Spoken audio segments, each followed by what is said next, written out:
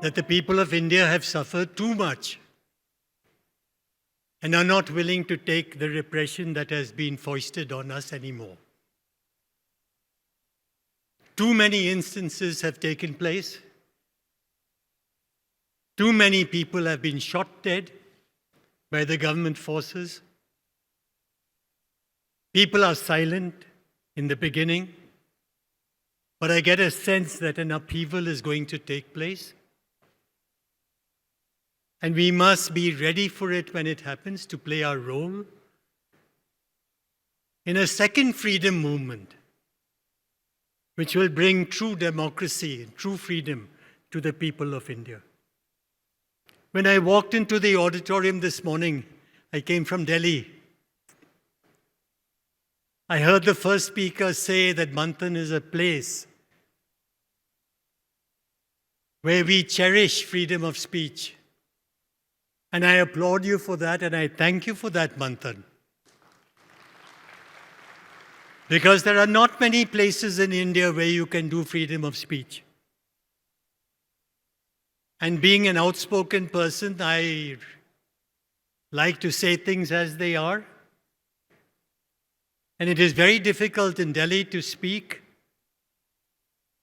And if another party comes to power in Telangana, I think it will be very difficult for Manthan to hold these meetings.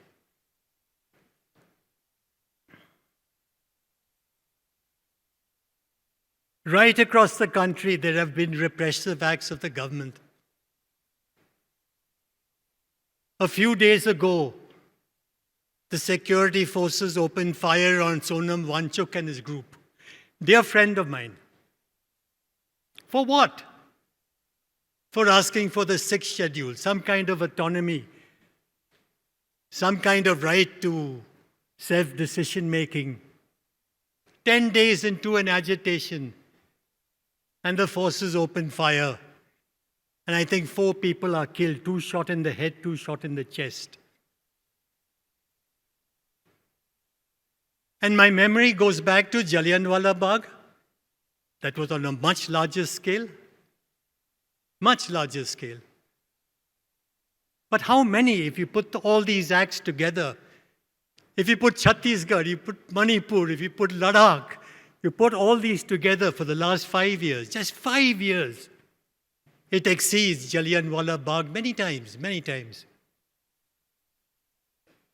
And in Jallianwala Bagh, General Dwyer, who was the chief of the armed forces in India,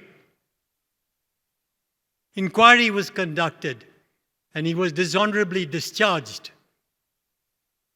But in our country, you can kill and you can kill and you can kill. And there will never be an inquiry. And no officer will ever be punished. In fact, after the killing took place in Ladakh, the lieutenant general, the lieutenant governor of the state, said that I had to do it. Naturally, I had to do it. Because had I not opened fire, there would have been a greater upheaval of people.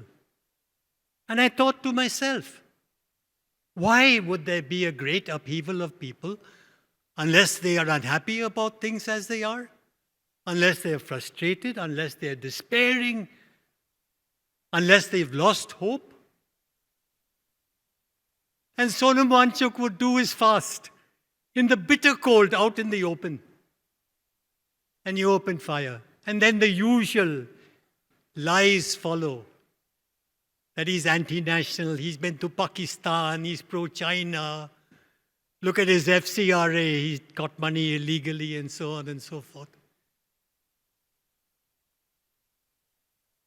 Ladakh was just one of the many, many instances that took place. And he used the word Arab Spring. We have an Arab Spring in Ladakh. And on the Arab Spring part, the government says he was inciting people to an uprising and violence. But the Arab Spring was peaceful demonstration. The Arab Spring were the people without arms, without weapons, without violence, calling for the overthrow of the government in power. It was the most non-violent, peaceful democratic way of describing the movement in Ladakh.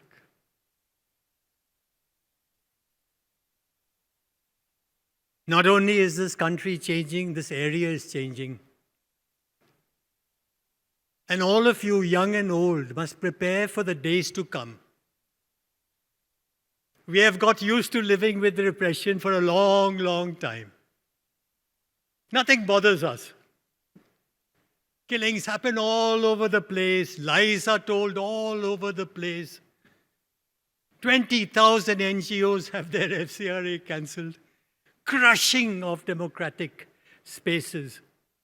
You can't demonstrate here, you can't demonstrate there, you go far away and demonstrate. We get used to it.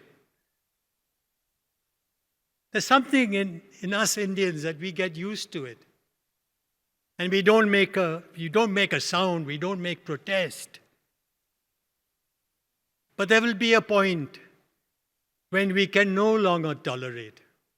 When the blood in our veins becomes too hot to tolerate this kind of continued repression and the stigmatizing of people engaging in democratic struggle.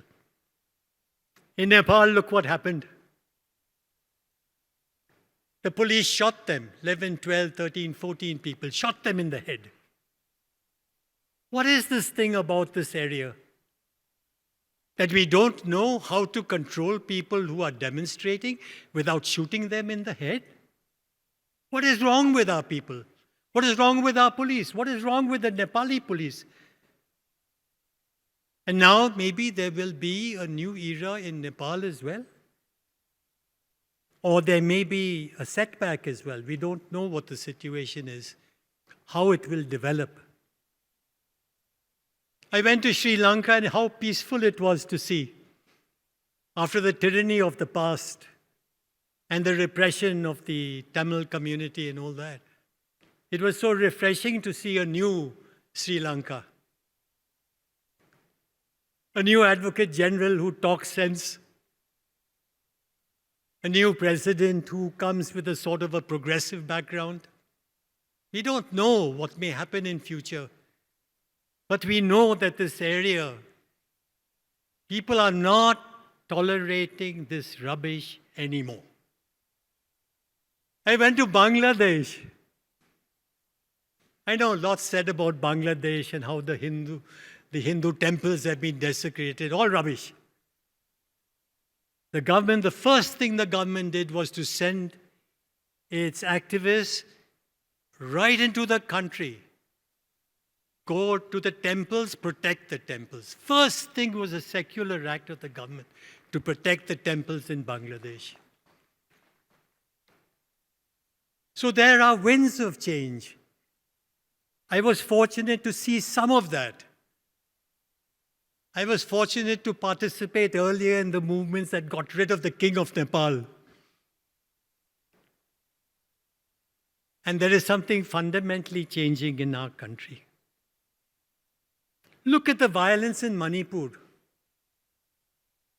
Started in February 2022. The majority community against the Kuki-Zomar tribals. Simple as that. What for? To grab the land of the tribals in the hills. The tribals are a minority, but they have the majority of land in the hills. And the minority, the dominant community, the dominant in Imphal have lesser land. It doesn't really matter because all education, everything is in Imphal. There's nothing in the hills. The police are dominant community. The chief minister is dominant community. Amit Shah, Home Minister, is a great supporter of the dominant community because he believes he'll win elections. And he will.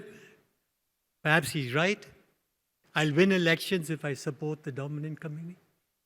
And in 2022 onwards, thousands of people killed.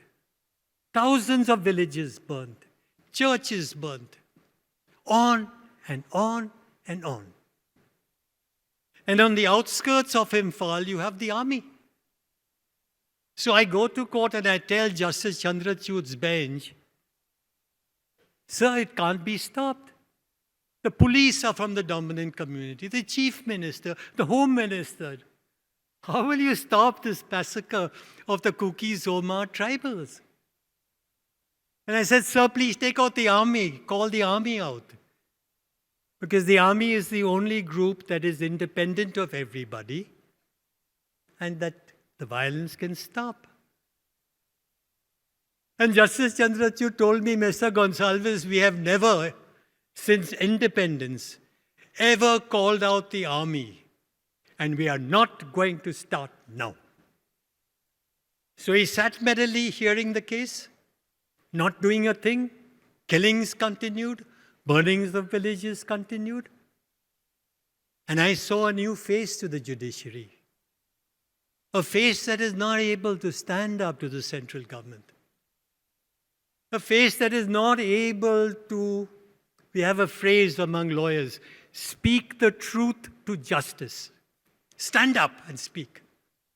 Can't. Supine, surrendered. And the killings went on and on and on. So when he told me we have never done so since independence, calling out the army, I thought to myself, you're wrong. In the Kandhamal violence, when again the dominant community came out against the Christians, Justice Balakrishnan was the Chief Justice then. And I remember the Archbishop of Kandhamal coming down overnight, making a petition and going before the court. And we told Justice Balakrishnan they're coming now to burn the villages. The communal groups.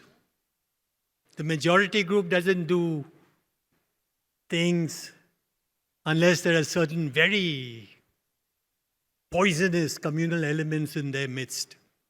I told him, sir, they are coming to do a Kalash Yatra and to burn villages on either side. He said, I'll keep the case tomorrow. One day.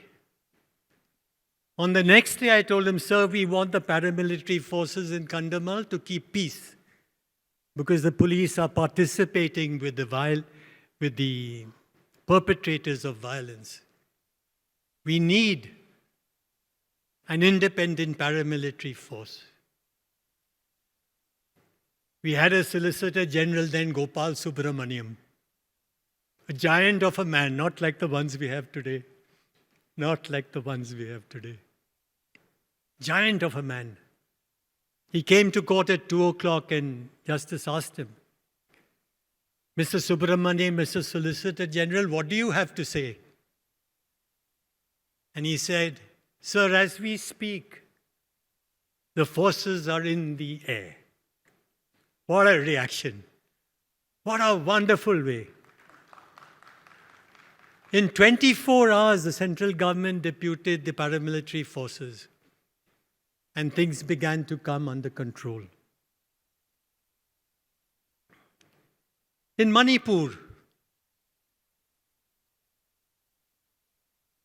houses were burned, churches were burned, people were killed, and the court appointed a former Director General of Police and said, you go into all the cases of rape, arson, killing. Appointed Justice Geeta Mittal, a former High Court Chief Justice in Delhi. Do rehabilitation. This was in 2022. In 2025, not a step has been taken. Not a house has been reconstructed. Not a church has been rebuilt. Nobody's got compensation. And the situation in 2025 is what it was when the firing began in 2022. And you would have seen the photograph in the newspapers of the judges going on a boat ride in Manipur after meeting the groups as well. And I felt so sad to see the judiciary decline as it has.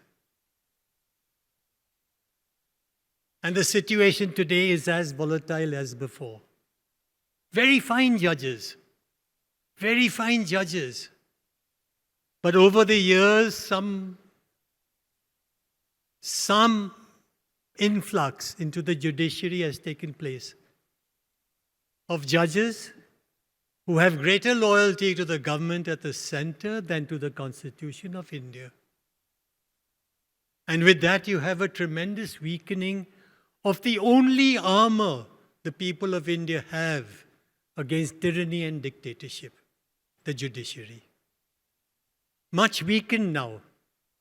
And so when we struggle in court, we struggle in a way like never before. We cannot take things for granted.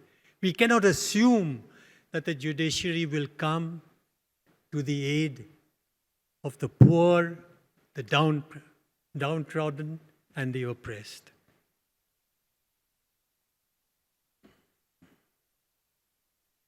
Chhattisgarh was another eye-opener.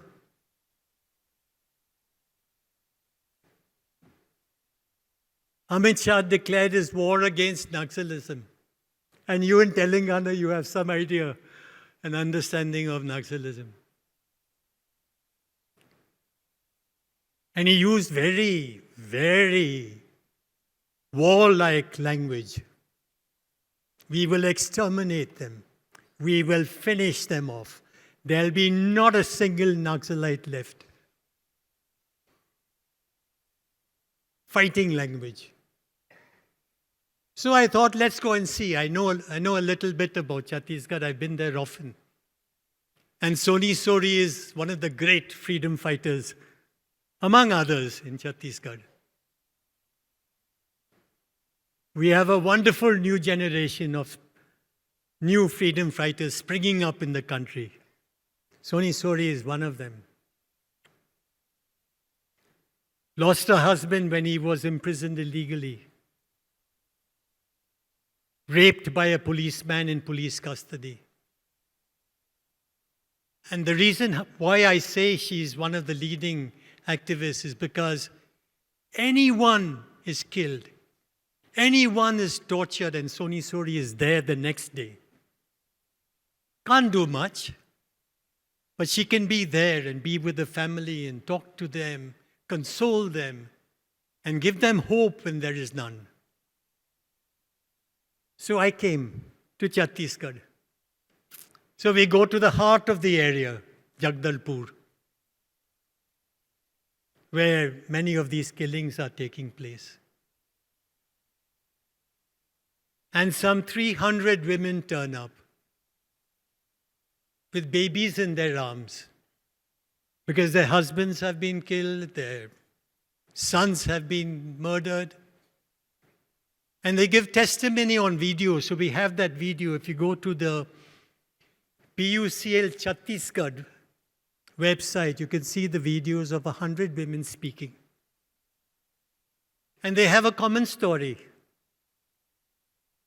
There are Naxalites in Chhattisgarh, sir, no problem. We don't get threatened by the Naxalites. Naxalites don't touch us tribals. But sir, they came to my village. They came at night. All of us got up. We put our hands up. They checked us for arms. They checked our homes for arms. They found nothing, sir. They found nothing. And they opened fire on our people and killed us in cold blood. And then the police officers go and collect gallantry awards and money awards and so on for killing alleged Naxalites. So a day after I land up, Amit Shah lands up in Chhattisgarh. And he gives his fiery speech as usual. We must confront people like this. We must question what they say. We must question what they do, but nobody does. Few people do. We must arise as a mass of people and question him. So we did a press conference and we brought the women and we showed the video. And in that press conference we said, Amit Shah ji, Sahib, these are 100 women. You killed their 100 men. Some were husbands, some were sons. This is the list of 100 people killed. Amit Shah ji, you tell us. You have told the whole country that you are out to kill Naxalites and you have killed 200, then you'll say 300, then you'll say 400. Amit Shah ji, tell us. From these 100 people, which man was a Naxalite? Tell us now. Tell us in public. You killed 100 people, I've got the list. Who was the Naxalite? And they can't answer. Government can't answer. Because the reason why they are going into Chhattisgarh is also because you want to kill Naxalites. But there's a bigger reason. And the reason is the lands of Chhattisgarh are minerally rich. And you want to give these areas to mining companies to do mining at will. And you can't do that if you have villagers who are angry and outspoken and fighting you. Every villager is opposed to the government. Every man, woman, and child, even a child will speak and tell the truth about what's happening in Chhattisgarh. So in the guise of killing Naxalites, you're clearing the land of the tribals on a very large scale for greedy mining companies who wish to make huge fortunes by mining the land of the tribals. And the land belongs to the tribals. And under the Samvaad judgment, no outsider, no non-tribal can do mining work in Chhattisgarh. That is the law of the Supreme Court in the Samvaad judgment. That's Chhattisgarh for you.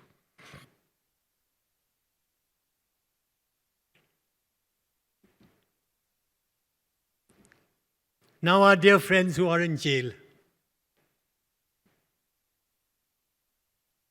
Like I said when I came in, your founder was speaking of how you maintain a space for free speech in this country. It's almost half over, frankly, because our press has turned supine. There are one or two mainstream newspapers that are still fighting on, and digital media is tremendous. And that is why they now propose to bring in regulation for censorship of digital media. That's their main enemy.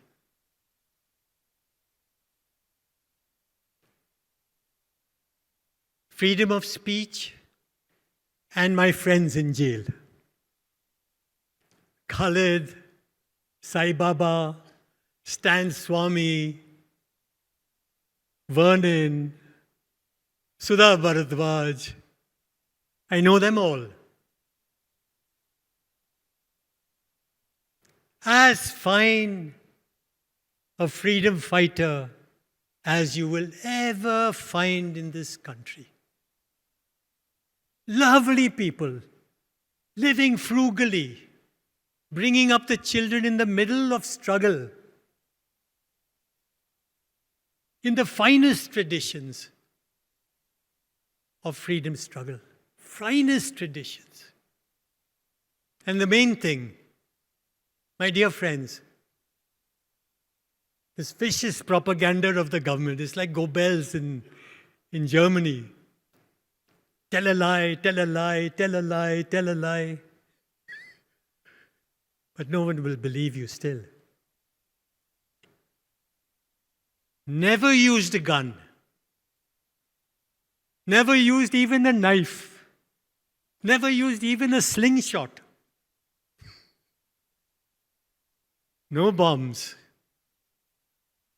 And in all their charge sheets, keep in mind when you hear the name Khalid, because he has come to symbolize the entire group, keep in mind, even in the charge sheet they don't say, he threw a bomb, or he instigated someone to throw a bomb, and he killed so many people, so many people, so many people. Even in the charge sheet, it's not there. It's in the guise of conspiracy. Misuse of the word conspiracy. In Sudha's case, just to give you an example, a letter is the basis of her incarceration for 5 years. One of Chhattisgarh's finest lawyers, who sat in a small room and did free legal aid for people for 20, 25 years. Sometimes they'll bring 100 rupees. Sometimes they'll bring some food for her. Never, never asking for money. A letter found. Not found on her person, not found in her room, not found on her computer, not in her handwriting, not signed by her, and in a language she didn't understand. It was something else. Some letter found somewhere where she's communicating, allegedly communicating to somebody about some struggle somewhere. Can you imagine which court in this country, even a supine court, which court in the country would say this letter is admissible as evidence in any criminal proceeding? And yet she stayed in for 5 years. Khalid, he used provocative words. He used provocative words. 5 years, and his case hasn't started. Now, provocative words, for God's sake, we are Indians. We always use provocative words. Of course. Is provocative words covered by the freedom of speech and expression appearing in 19(1)(a) of the Constitution? Of course it is. You can use provocative words. You can be angry with the government. You can express your frustration with the administration. You can say they are rotten rascals, and is completely within the ambit of free speech. The judgments on free speech in India is just wonderful to read. Everyone, lawyer, law student, anybody, those judgments, 10 of them, are the finest jurisprudence in the world. The only limit on free speech is hate speech. And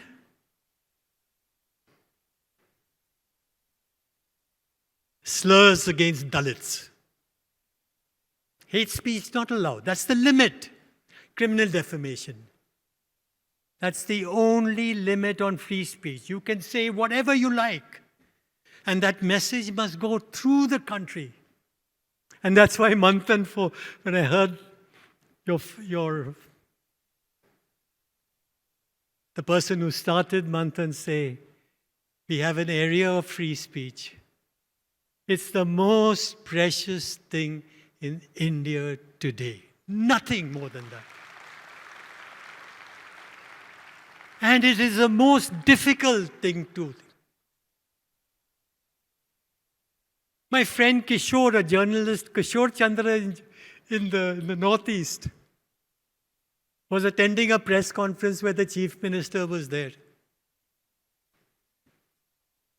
And the Chief Minister was talking some rubbish, so he told him, I beg your pardon, from my side, F.O., Mr. Chief Minister, F.O. And he was put in for sedition. Can you imagine? A journalist of many years of repute stayed 1 year in jail for giving galis to his Chief Minister. Time up? Okay. And he was put in jail for a very, very long time. Okay, let me just cut short quite a bit. I'll finish with this round. So, why is Khalid in jail? The government will answer, because he had a conspiracy and he started the Delhi riots. He started the Delhi riots. Now keep that in mind. I'm doing a case on the Delhi riots in the High Court. And I know who started the Delhi riots. And I've got video testimony of the persons who started the Delhi riots. Anurag Thakur, minister in Mr. Modi's.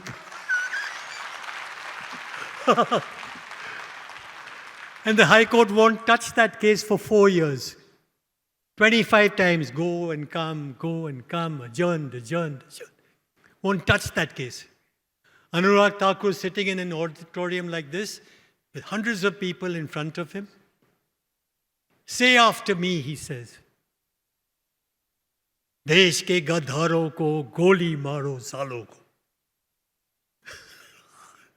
The start of the Delhi riots. And people repeated, देश के गद्दारों को गोली मारो सालों को, and marched through the streets of Delhi with mashals, setting fire to houses. Parvesh Verma, former member of parliament.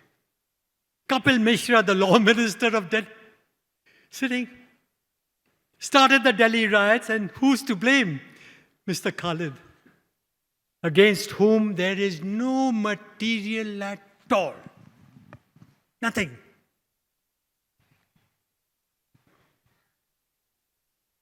Sai Baba, professor, disabled, put in jail, spent many years in jail. I went to meet him. I'll finish now in a second. I went to meet him. It's so sad to see. He's your terrorist? Sai Baba's your terrorist? Terrorism, my dear friend, just remember in simple words, it's an intention to overawe the state by use of force. You're not overawing the Telangana government. You're not overawing the police. You're overawing the mighty Indian state by use of violence. There's no violence. Where is he overawing anybody? But we have, my dear friends, I'll end on this note, the greatest weapon against tyranny. We do have a weapon more potent than an AK-47 or an atom bomb. We have a weapon. All of us have it. And we use it, can use it, should use it. It's your tongue, the ability to speak, and your mind, your ability to generate ideas, to face repression and tyranny and dictatorship. Use that. The government understands this. The government knows this. The government knows that ideas like Sonam Wanchuk, ideas and speeches and emotions and passion are bigger than any weapon the government can have. Gandhiji used it, the power of non-violence, the power of humanism, the power of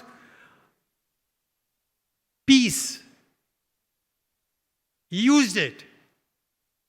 All the British artillery, no use against what Gandhiji stood for. And that is the weapon that they have, and they are in jail for using that weapon. Good speakers all. Good speakers. They can stand among people. And the fire which is latent in the Indian, that fire which will burst soon, any time, the period of bearing up, sehen karna, not anymore. Not anymore. We are not going to stand up to this, to bear this anymore. That is why they're in jail, my dear friends. And they've been in jail for a long time. It can break a person's spirit. But we need the people of India. We need every one of you. We need you in that struggle. We need you to stand up. We need you to speak up. We need you to be angry. We need you to agitate. You have a right to agitate. You remember, I'll end with these words. Against the tyranny of Indira Gandhi, Jayaprakash Narayan used two words. which if he used today with Mr. Modi, he would have been in jail in a second. Sampurna Kranti. Total revolution.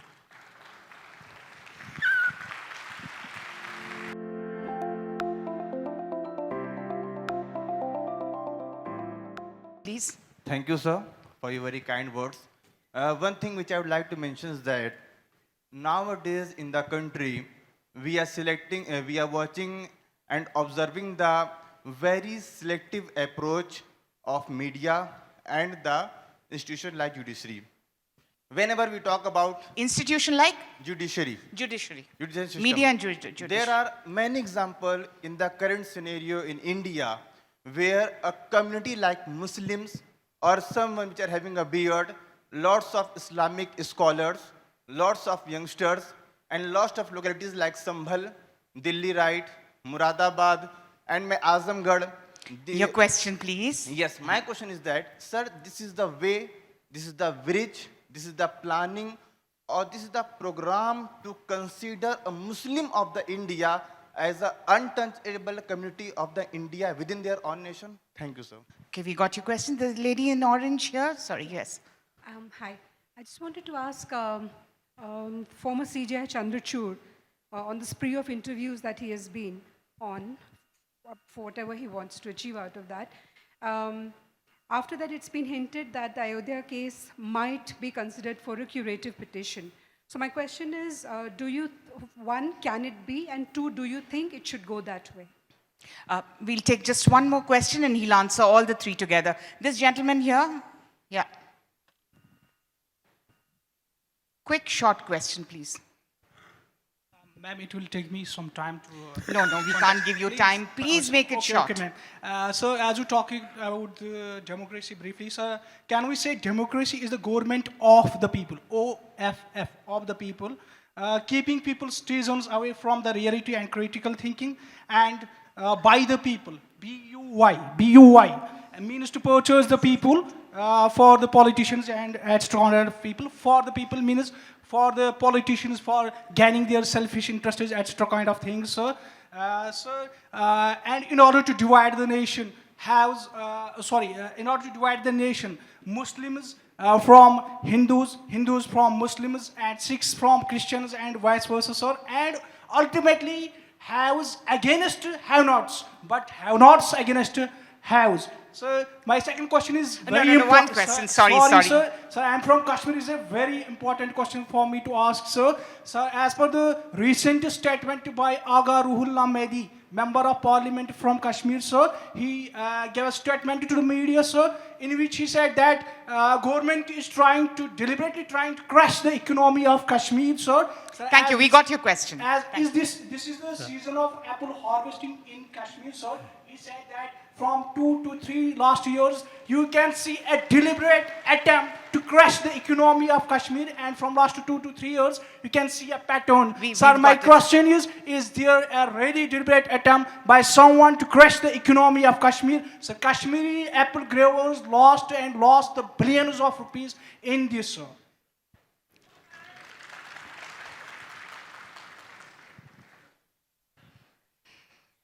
So the time has come, if I can just summarize all three of my answers into one answer. The Muslims of Kashmir, the Dalits of this country, who are never heard no matter what, who will commit suicide, who will be ostracized, whose fields will be burnt, atrocities happen. And the Muslims of India, the Sikhs, and other communities. I want to answer your question in my own way by saying, they will lead our movements. There is no doubt about it. They will be in the leadership along with the poor, along with the slum dwellers, and the tribals, and all the poor and dispossessed of India. When they rise and come together, they will be a huge majority.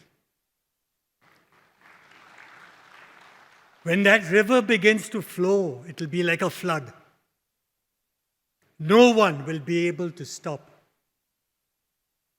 that challenge of the oppressed of India. Therefore, have hope in that. Work towards that. Participate in struggle. Always democratic, always non-violent, never with use of force. I want to clarify that.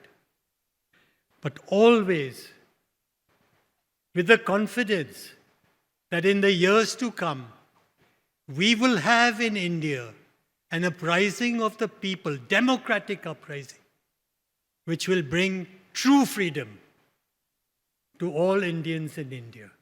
On Chandrachud, I want to tell you, less said the better.